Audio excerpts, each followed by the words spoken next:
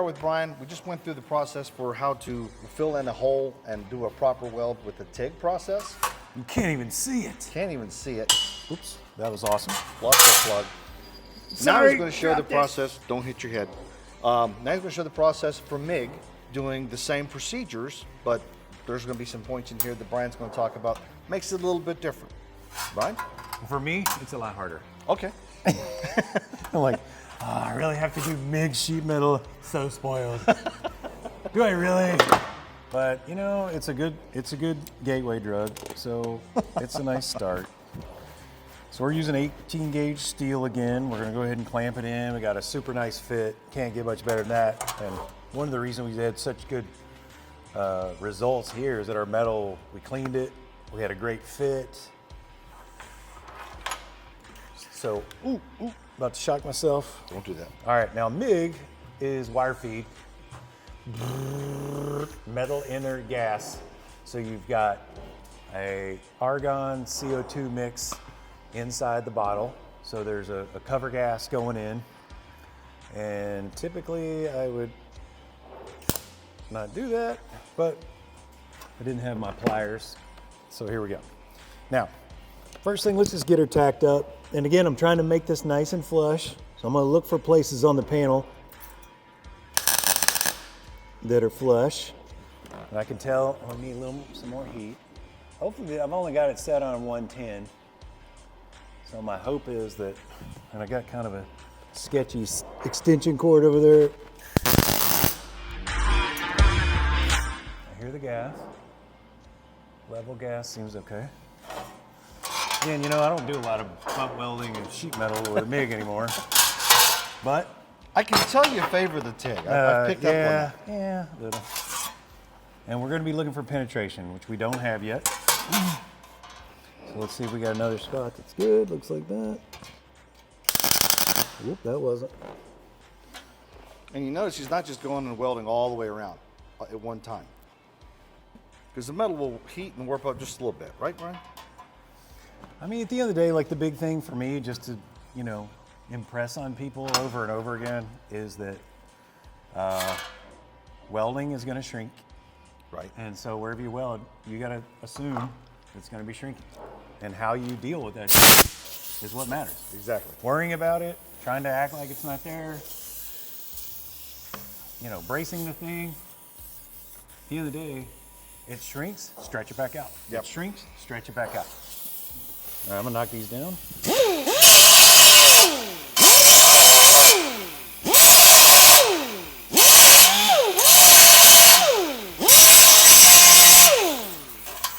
Now we didn't get good penetration, so we got nothing back there anyway. Now the scientists tell you that the MIG tack isn't really any harder. I don't believe them. It seems harder to me. Okay. Can you hold that? So same as last time.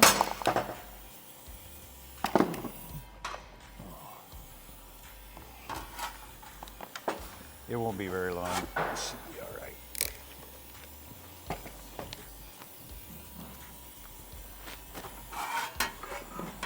So we're going to dolly on the tacks.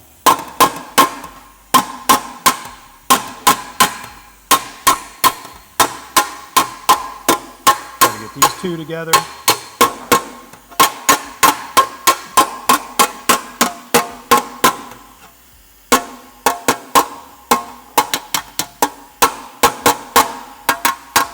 Thinking about your fiberglass trick. So for tapping on dolly, if we're tapping off dolly, then it makes a softer sound. So we're trying to hammer on dolly because we want to stretch this back up. So you can see we're getting more build. Now, I've got mine hooked up to 110. I should be able to get this thing up a little higher. You know, I'd like this to be flatter. I'd like to be seeing more penetration than I am around the back. But again, this is a demo, and you know, these are like, half the battle is just knowing what to look for. Yeah, exactly. You know? So let me grind this off real quick. And so you see where all the black soot is? So I don't really want to go back and weld or tack anywhere where that soot is, because way harder to get the weld to be happy. It's a contaminant now. Yep. And so, you know, without that clean material, you're gonna get pinholes. Right. You get pinholes, what do we get? Weak points. You get fail, you get muck down in there. Even if you use an epoxy primer, sometimes it doesn't want to get down in that hole. You get contamination, and then you got a problem down the road. Yeah. So, you know, like Do when it I right was the taught first time. metalwork, what they told you, we don't need you to make a perfect panel. What we need you to do is make it ready for the body shop. And that means no pits, and that means within a 1/16 of an inch. So if you're holding this thing up here,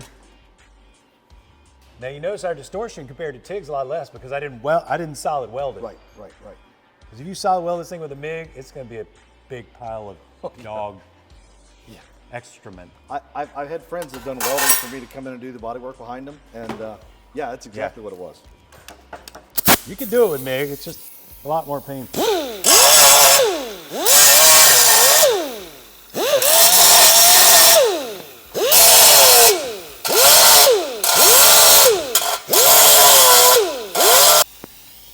So pretty much my process is just to continue this, and I'll come right next to these and put another weld next to them now that I've kind of got a base established.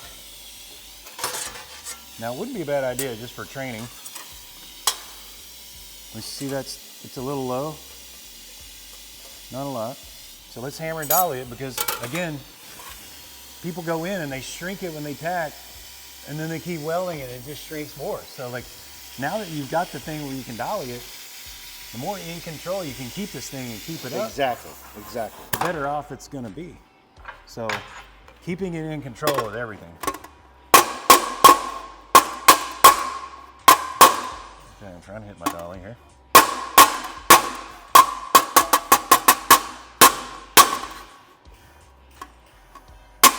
There it is. Hear that? That's solid. Yep. That's it. That's what I want. When I'm on dolly, I'm stretching.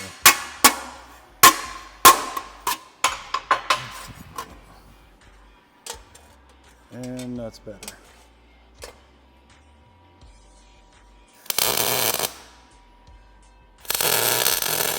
In fact, I'm just gonna do a little strip in between.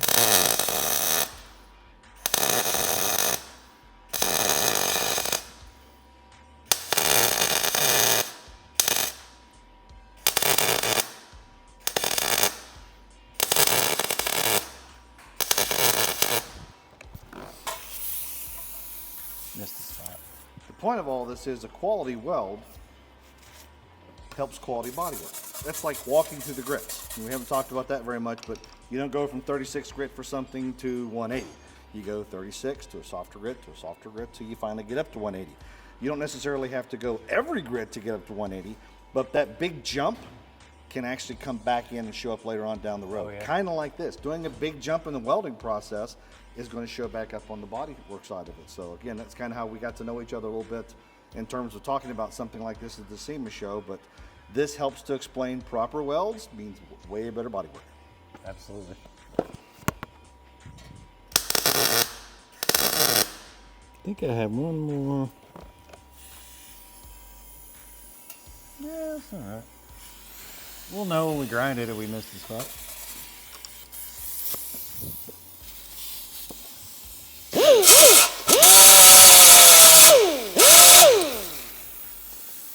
Okay. So the nice thing about what I call a hard wheel, it's like a thicker cutoff wheel almost, so you can just hit just that tack.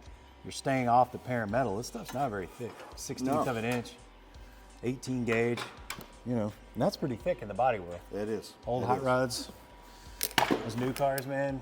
Ooh, 22 gauge. Yeah, you can't weld on those. Brutal. That heavy. No.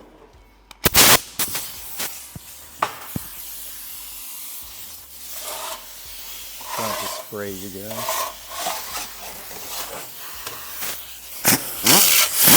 Again, we're gonna hold it flat.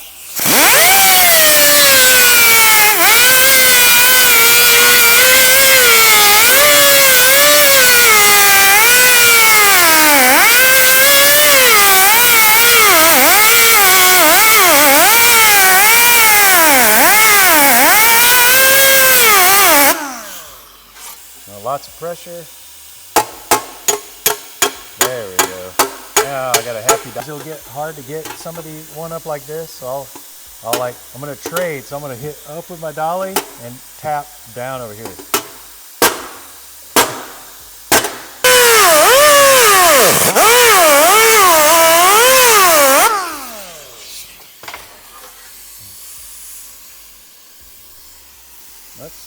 I mean, for a MIG repair, we'll call it pretty good. Yeah. Now before we wrap, let's just throw it in planter. Because that really like does it. I mean, the other day, I think we've seen how much better the other process is. Let's at least throw it in the hammer and let's just see, is there any real difference or not? How much difference did the hammer make? Probably quite a bit. Except for we were way slower. Took us a lot longer. We had to work harder.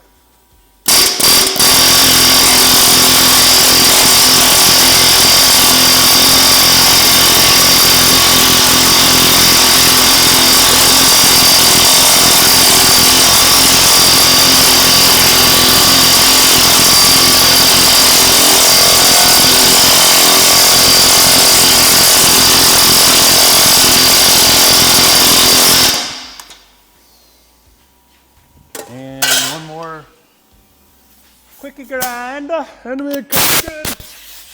And then you guys can go home.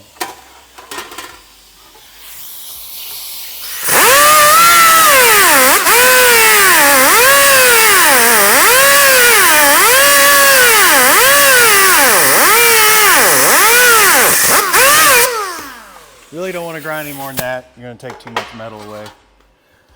But there's your two. Still a little better with the TIG. Yes, yes, undoubtedly. But it can be done with the MIG. Oh yeah, absolutely. If my wife was watching, Thank you very much. one of these tools. Thank you very much. Your turn. Let's pop you a hole. All right.